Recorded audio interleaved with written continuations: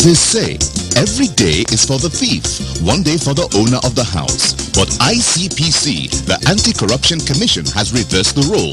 It is now every day for the owner of the house. If you're involved in bribery, over-invoicing, or any shady deal, the day of reckoning has come. ICPC, the Anti-Corruption Commission, is watching you. If you're reported for any corrupt practice, you'll be investigated, prosecuted, and punished. Corruption is harmful to our nation. Join the campaign against it by reporting any corrupt practice to ICPC, the Anti-Corruption Commission. Let we join hands with ICPC, make them better. Let's make Nigeria great again. ICPC, they want to Comot hand for corruption. Break the chain of corruption now. Don't give, don't take. This message is brought to you by ICPC, the Anti-Corruption Commission. As defined by Cambridge Advanced Learners Dictionary, social media is websites and computer programs which allow people to communicate and share information on the internet using a computer or a mobile phone. With advancement in technology, social media platforms such as Facebook, Instagram, Twitter, WhatsApp, YouTube, amongst others, have greatly helped in the dissemination of information and in the fight against corruption. This is our area of focus on today's edition. I am Hawa Garba. In our words today, it is rare to find any organization, public or private, that has not taken advantage of this modern communication tool to interact with their clients in terms of information sharing, sales, and even to receive feedback from them. We shall be looking at some of the ways social media has helped in the fight against corruption. But first, Ruth Awodi is standing by with updates on happenings around the Commission. Over to you, Ruth.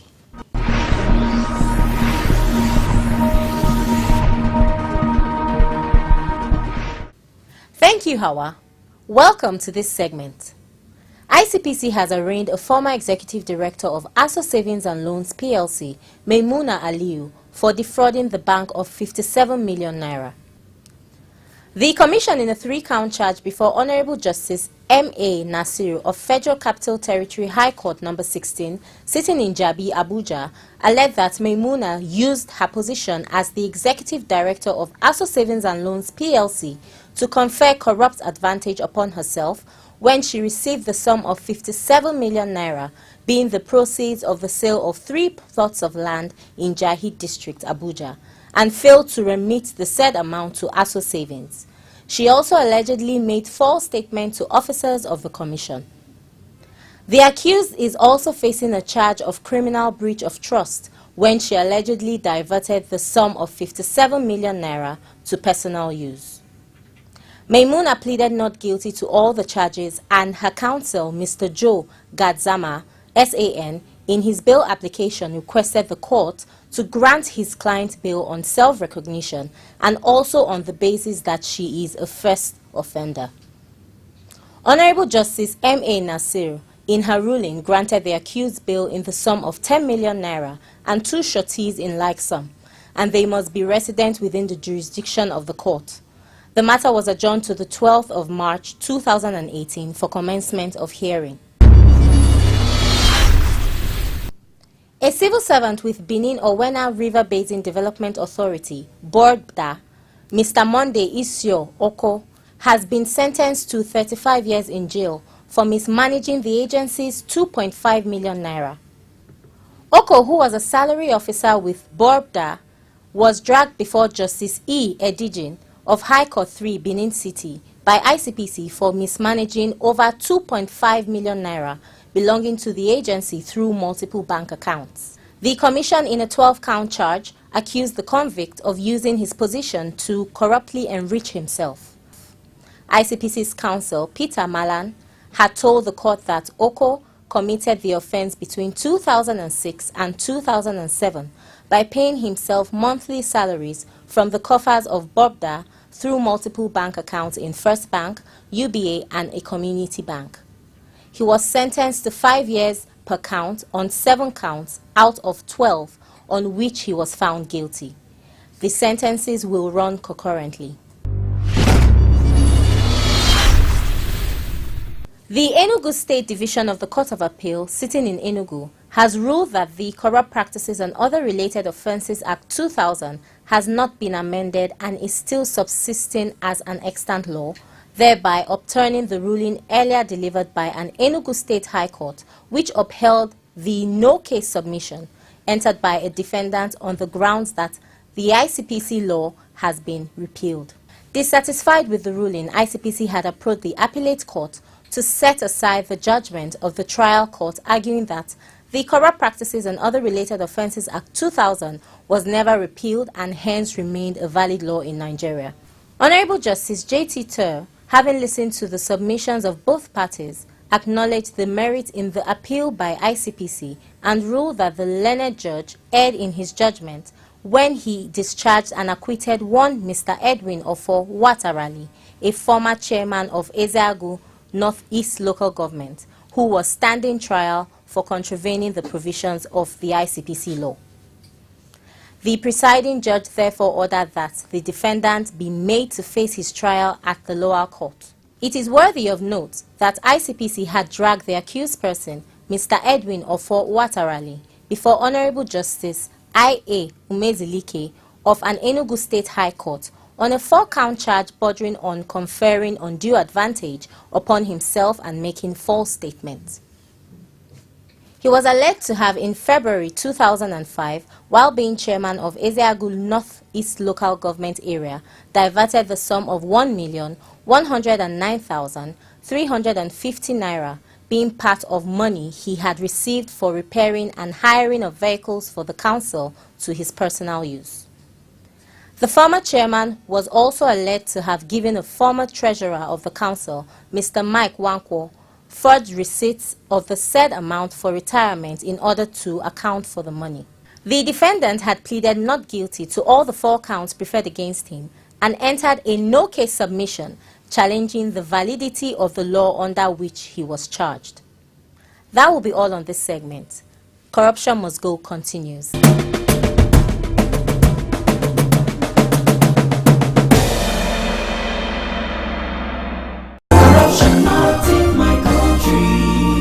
Hello? Alaja, you brought clothes while I was away? Really? And you've collected them? Okay, Alaja, no problem. I'll get back to you, eh? Bye-bye.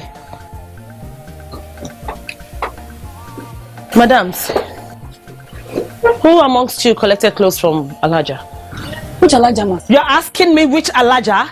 Aziz, anybody bring clothes? Madam, don't mind them. Now so they do. They don't tow your shop to their shop. They cut corner where you know they. You cut corners? No, madam, I beg. Corruption is not just about government. This is how it starts. Because this is a petty business. You think you can ruin my shop? For those of you who cut corners behind your bosses, it is called absolute corruption. And corruption, not in my country. Stop corruption now. Corruption not in my country.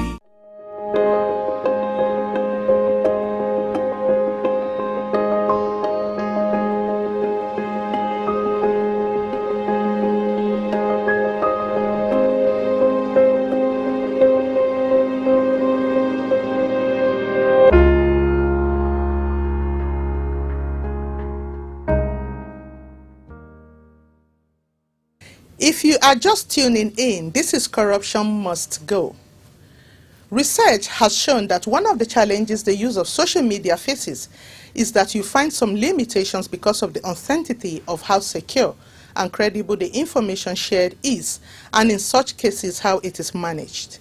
We spoke to Mustafa Hussain of the Public Enlightenment Department in charge of managing the Commission's website, and here is what he has to say on the subject. Good afternoon, Mr. Mustafa Hussain. Afternoon, thank you. Welcome to Corruption Must Go. Thank you. Can you please tell us the relevance of social media to organizations and in the fight against corruption? Well, social media are important to organizations because they are like additional channels or additional means through which organizations can reach out to the general public. They are important because general public cannot be reached at once through a particular medium like television, or maybe through the radio, or through the print media, for instance, some people can only be reached through the social media, just like the youth. So they are a very important means of reaching the general public, a particular section of the general public, like the youth. They are also important because any news you put through the social media, it is shared, it goes viral. And in the fight against corruption is a means in which it could be used to enlighten the general public.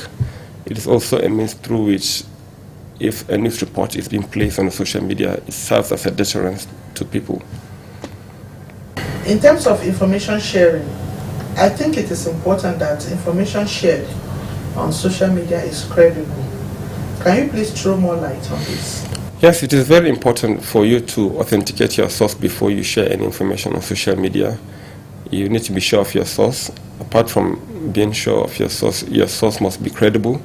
If you are going to share anything about any organization, you share news reports coming from the official handles of those organizations. For instance, you want to share any news about ICPC, you make sure that the handle or the platform is the official outlet of that organization. For ICPC, for instance, all our social media platforms appear in ICPC Nigeria. For Facebook is ICPC Nigeria. For Twitter is ICPC Nigeria. And on Instagram too is ICPC Nigeria. For Twitter, for instance, the handle is at ICPC_PE. So anything you're going to share, you make sure that it's from the official handle of that organization. What then are the challenges ICPC faces in using social media in their operations? Well, the challenges are that we would like to reach out to millions of people at a time, but you can't do that on the social media. When you share information on social media, only those that are following you or those that are liking you, in the case of Facebook, for instance, that you can reach out to. So if you want to reach out to people, you must have that followership. So we're building that followership now gradually. You can't get to where you want to overnight, but we're building that followership gradually. And I would also like to use this medium to call on Nigerians to follow us on all our social media platforms. On Facebook, we are on ICPC Nigeria. On Twitter, we are on ICPC Nigeria. And on Instagram, too, we are on ICPC Nigeria. But the handle for the Twitter is at ICPC_PE. Thank you.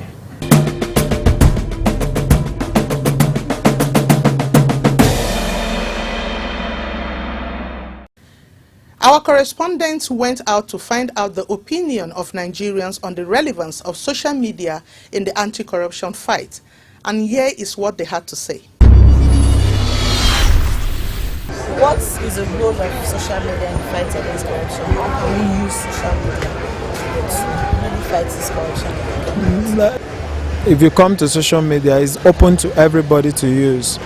There should be a kind of, people should naturally criticize bad behavior, poor conduct at work, and people should take out time to talk about bad experiences they have had in process of doing business or dealing with government agencies. I think the bulk of the game is with government agencies. How do they respond to the public when they come for services?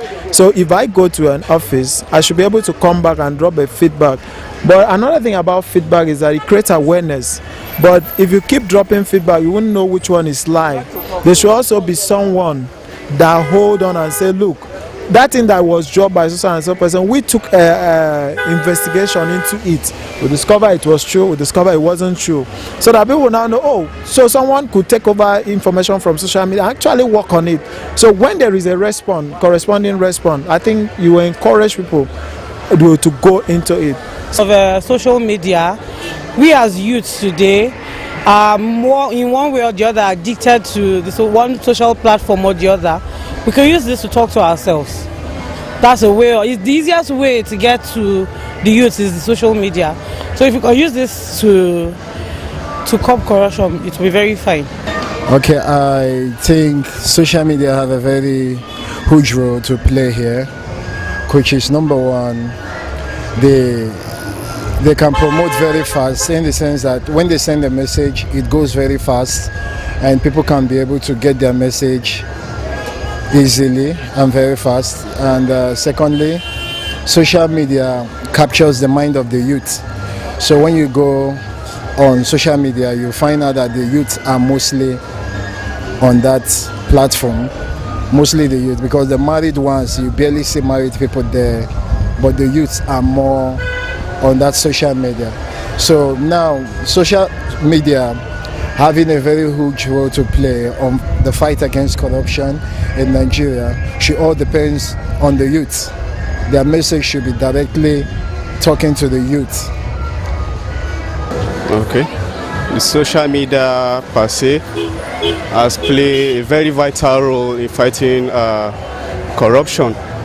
And when I say vital role, I mean a very important role, most especially in this 21st century, whereby the social media has taken, I think, about 90% of the time of our youth and the whole population. So it's a medium whereby people used to express themselves. And I believe there are positive people out there who make use of this medium to talk about the politics of the nation, most especially when it comes to corruption. People can express freely their minds on these kind of platforms without you meeting them in person. So I would say it has played a very great role in the fight against corruption, since I think 90% of our youth are involved in social media and a very large population of people too. So it has really played a good role in fighting corruption. Thank you.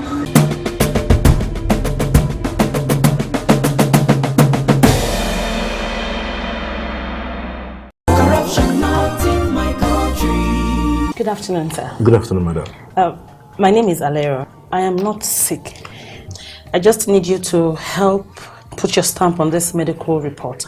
I want to tender it at my office as a sick leave. I'll pay 10,000 naira. Ma'am, that is impersonation. I'm not a doctor. Oga, be like say this English no go pay. I go increase the money to 20,000 naira. I beg. You know, if I give you that 20,000, as you ride, so you know, if it still help your condition more. So you know, say you spread well. As I spread like virus, I'll be. Like you talk. Come out! If person come your hospital, talk to make you give am fake medical report, make you go take collect sick leave. Talk and say no, na corruption. Not in my country. Stop corruption now. Corruption not in my country.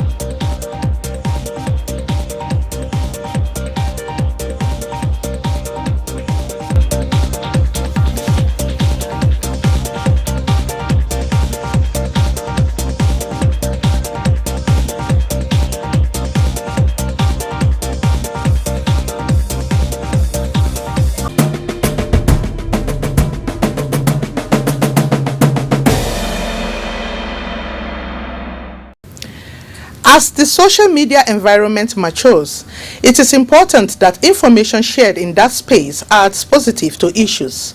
This can only happen when we ensure the credibility of the information being shared, especially in the anti-corruption crusade.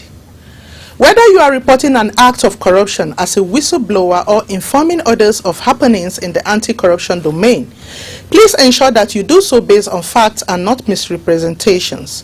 The fight against corruption cannot be left for the anti-graft agencies alone. Remember, employment into the Nigerian public service is not for sale, and giving money to secure employment is an act of bribery. Both the giver and taker, when caught, will be liable to prosecution. ICPC urges you to report any illegal demand for money in relation to employment. Thank you for tuning in and staying with us. See you again next week. Bye for now.